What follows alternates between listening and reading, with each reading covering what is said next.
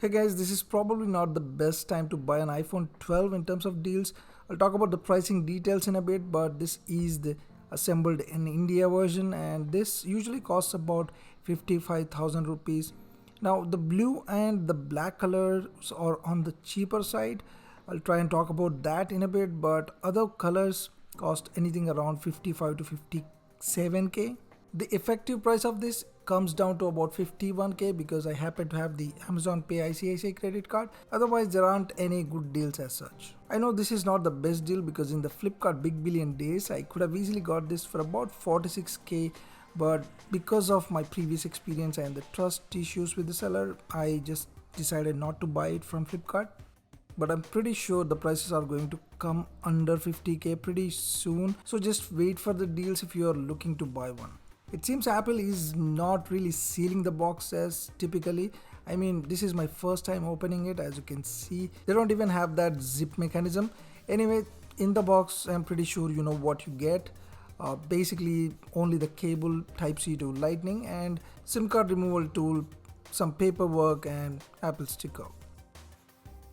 I have this Samsung's 25-watt charger, so I can technically use this and the charging speeds are pretty good, I would say. So the first time I held it, it felt so compact that anyone could have easily convinced me that this is 12 mini, not the 12. I could have easily fallen for that. I mean, this is very kind of lightweight and very compact. I mean, the iPhone 11 never really felt this small or compact.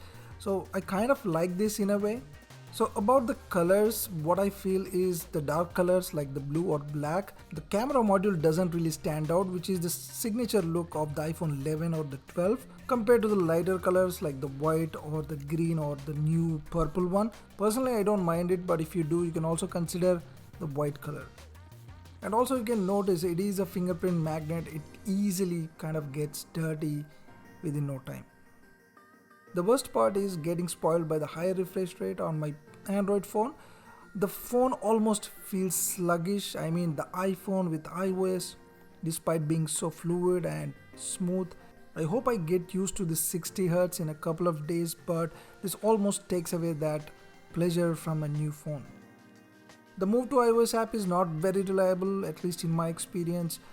With a couple of tries, I was at least able to transfer contacts or messages and other essentials. But moving WhatsApp chats from Android to iPhone is another hassle, but I'm not completely switching platforms here. I'll be using both iPhone and Android. So anyway, this was my quick video about the iPhone 12 unboxing, guys. That's been it. Thanks for watching. I'll see you soon.